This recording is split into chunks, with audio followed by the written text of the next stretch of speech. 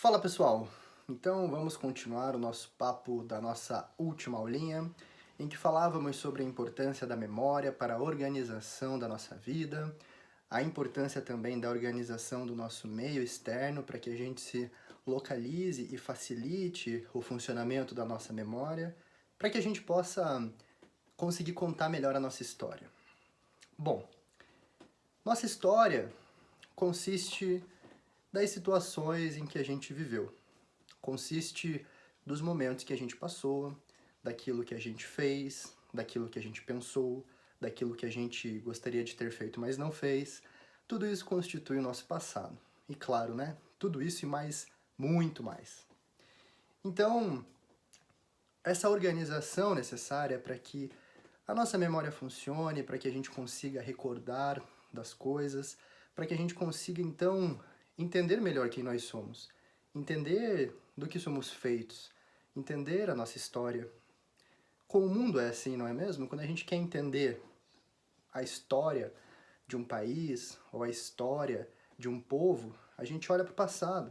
A gente tenta ver os passos que eles percorreram, as motivações que fizeram eles fazer o que fizeram e assim por diante. Isso funciona na escala unitária também, na escala individual, né? Mas o primeiro passo para a gente começar a se localizar nessa história, nesse autoconhecimento, é entender que a gente tem um corpo. E essa é a primeira parte do processo, o reconhecimento de um corpo. Quando a gente olha lá a teoria das 12 camadas da personalidade humana, desenvolvida pelo professor Olavo de Carvalho, a gente percebe que a primeira camada consiste no reconhecimento do corpo. Então, quando a gente é nenenzinho, a gente está lá brincando com o pé, né, olhando para nossa mão, assim, achando que aquilo é muito esquisito. Então, a gente está adquirindo domínio sobre o nosso corpo. E isso é muito importante. É o primeiro momento, é a base de tudo. E o nosso corpo nos ensina coisas muito interessantes. Por exemplo, a primeira coisa que a gente aprende é que nós somos pequenos em relação aos nossos pais. E, portanto, eles têm mais poder que nós. Então aí, de cara, a gente já percebe que a desigualdade é inerente à própria condição humana, à própria natureza humana, à própria estrutura humana de participação na realidade. Porque quando a gente nasce, nós somos bebezinhos indefesos e os nossos pais podem fazer o que quiserem conosco. Geralmente, eles nos amam muito, nos cuidam, fazem tudo por nós, até morrem por nós, né? Então, aquela história também de que existe uma guerra de todos contra todos, né? De que o homem é mau por natureza, ou mesmo a história de que o homem é bom por natureza e que depois a sociedade o corrompe, tudo isso já fica completamente detonado aí com esse mero e simples fato do nascimento de um serzinho que vai ser cuidado, que vai ser educado, que vai entrar dentro de uma cultura e assim por diante. Então a gente aprende aí uma noção já de hierarquia. Nós aprendemos que o corpo humano nos mostra quem pode mais e quem pode menos. Então não é uma imposição cultural, não é uma coisa que vem de fora, é uma parte da realidade, é a estrutura da realidade. E aí o tempo vai passando e a gente consegue ficar de pé, não é mesmo? Bom, aí nós já temos uma nova carga de responsabilidade. Nós agora, além de conseguirmos ficar na mesma posição dos adultos, a gente também tem um novo senso de hierarquia e um novo senso de direção. Então a gente entende, por exemplo, que o que está mais em cima é mais importante do que o que está embaixo. E sempre foi assim, sempre será assim, dentro da sociedade, dentro de uma instituição ou no nosso corpo. A gente sabe que sem cabeça não vive, mas a gente pode até perder as duas pernas e os dois braços que o resto continua funcionando. Então essas noções de importância, de hierarquia, de organização do que é mais relevante, do que é menos relevante, já se dá nesse primeiro contato com o nosso corpo. Isso é muito interessante, não é? A gente também desenvolve as noções de direção no espaço. As direções são dadas de acordo com o nosso modo de se colocar no mundo. Se a gente está engatinhando enquanto é nenenzinho, a gente percebe muito mais para frente, para trás, para um lado e para o outro. quando a gente levanta, agora a gente conhece para cima e para baixo. Então, toda essa estrutura básica de sobrevivência está dada já no início, está dada já no começo da nossa vida. E todo o resto, toda a complexidade da vida humana se desenvolve a partir disso, e não o contrário, né? Tem várias linhas de pensamento modernas que dizem que a cultura é que inocula em nós tudo o que nós somos. Inocula em nós o nosso modo de existência, inclusive inocula na nossa cabeça quem nós somos, o que é impossível. Porque para você saber quem você é, para você saber quem está te chamando, que alguém está te chamando, antes você tem que reconhecer que você é você. Então, existe uma série de deturpações sendo colocadas na nossa cabeça aí, né, pelos intelectuais, nas universidades, pela mídia, e a gente precisa retomar essa realidade concreta do mundo, né? E além disso, quando a gente é criança, a gente tem uma certa tendência a viver em opostos. E o que isso quer dizer? A gente sente dor e acha ruim. A gente sente prazer e acha bom. A gente está com fome, chora. A gente está feliz, dá risada. Então, tudo é movido. Nós nos movemos dessa forma quando nós somos bem bebezinhos e até quando a gente é criancinha, né? Então, se a gente está com fome, a gente chora. Se a gente está com frio, a gente chora. Se está legal, a gente fica feliz. Então, toda a nossa vida é mediada por isso. Acontece que quando a gente fica adulto, isso já não pode mais ser assim, não é mesmo? A gente precisa colocar aí o intelecto, a razão, acima das nossas necessidades mais básicas, das nossas necessidades mais animalescas, das nossas necessidades mais primitivas, e começar a ouvir a voz daquilo que nos torna propriamente humanos, né?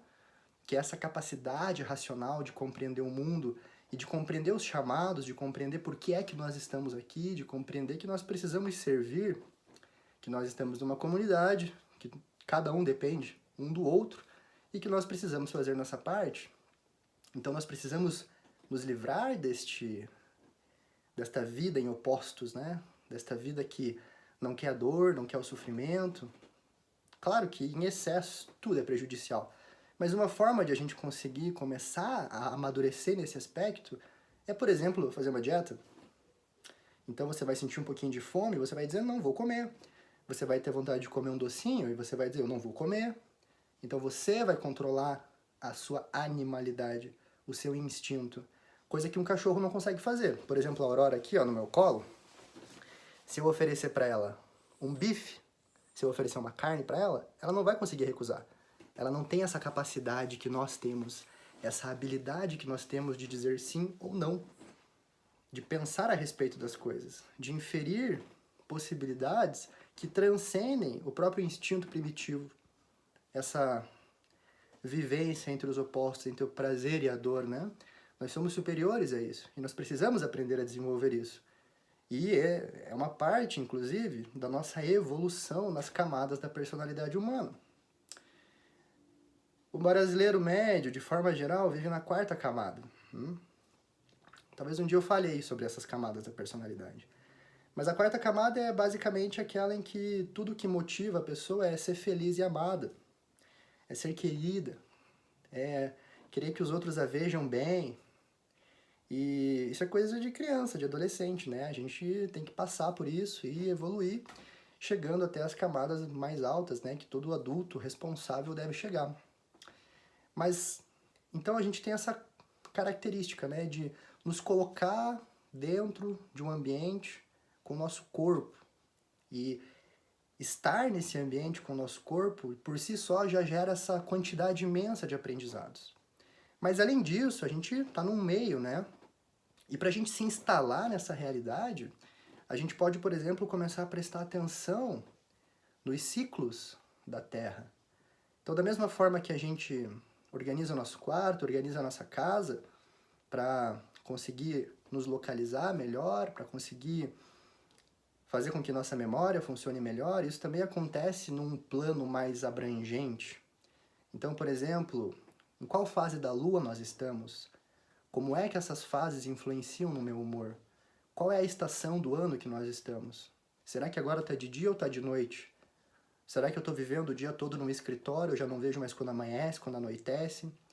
Então, eu não estou mais instalado na realidade do mundo, eu estou instalado numa realidade artificial. Então, entrar em contato com essa realidade mais fiel da realidade, né? Nessa substância um pouco mais concreta, que é aquilo que o mundo nos deu, que o universo nos deu de fato. Toda essa construção que nós temos é feita pela nossa cabeça. Então, cada vez mais a gente tende a viver dentro dos pensamentos de outras pessoas. Porque foram outras pessoas que inventaram o ar-condicionado, que inventaram a casa, que inventaram o escritório. Isso não foi uma criação da natureza. Então, se a gente quer se instalar, se a gente quer se localizar, se a gente quer encontrar sentido, a gente precisa se instalar na realidade do mundo. E essa realidade do mundo não foi criada pelo homem. O homem é uma parte, o homem é uma criação também. Não é só ele que cria.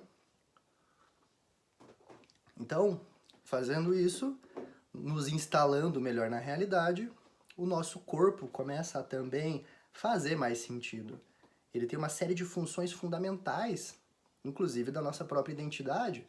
A gente não poderia contar a nossa história sem ter um corpo, não é mesmo? De alguma forma, essa substância corporal e material tem que fazer parte. Inclusive na fé católica, por exemplo, o que Cristo nos deixou foi que quando nós ressuscitarmos no paraíso, nós teremos novos corpos, indestrutíveis, imortais, mas teremos corpos, entendem? Então, há essa necessidade. E o corpo faz parte da nossa história, e nós precisamos cuidar dele. E como é que a gente cuida do nosso corpo? Existe um tripé, que eu sempre falo nas minhas consultas. Uma dieta adequada, prática de exercícios físicos e noites de sono adequadas. Se a gente consegue seguir tudo isso, nosso corpo funciona melhor. Então, quando foi a última vez que você fez um exame de sangue?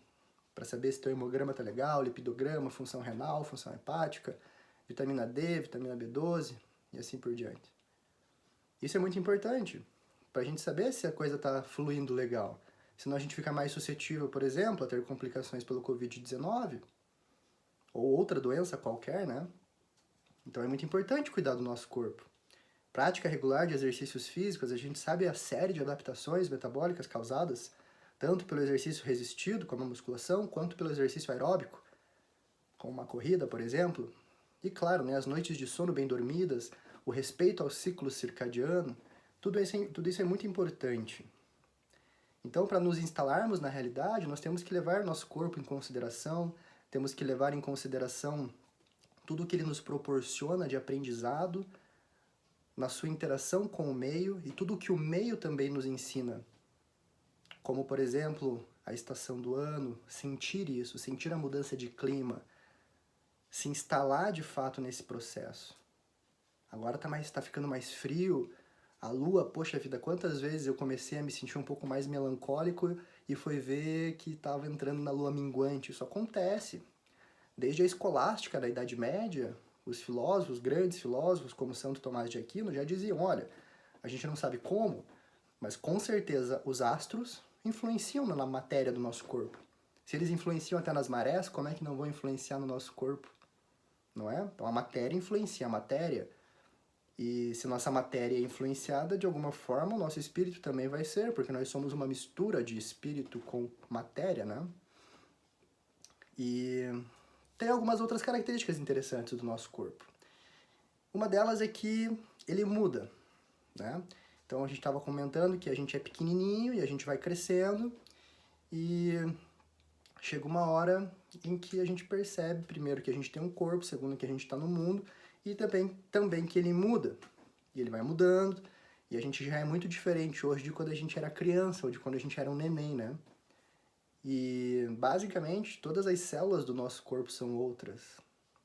Elas mudam, elas morrem, nascem outras, através dos processos de replicação celular, né, que começam lá com o nosso DNA. E essas células novas são diferentes das células mães, porque a cada ciclo celular a gente sofre pequenas mutaçõezinhas, que são inofensivas, mas que acontecem.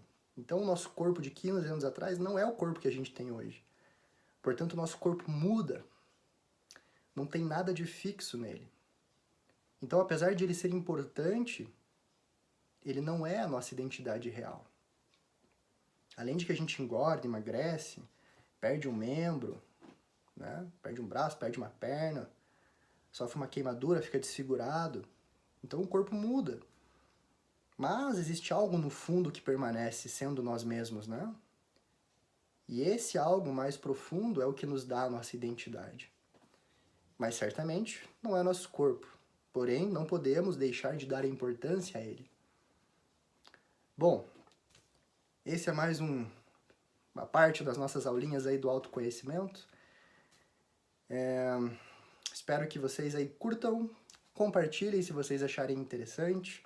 Nós continuaremos em breve com esse percurso do autoconhecimento e fico feliz em estar ajudando vocês aí a se encontrarem. Graças a Deus eu tive a oportunidade de encontrar muita gente boa que me ensinou muita coisa e de ler muitos livros bons, coisa que eu recomendo sempre. E é isso aí. Fiquem com Deus, galera, e até a próxima!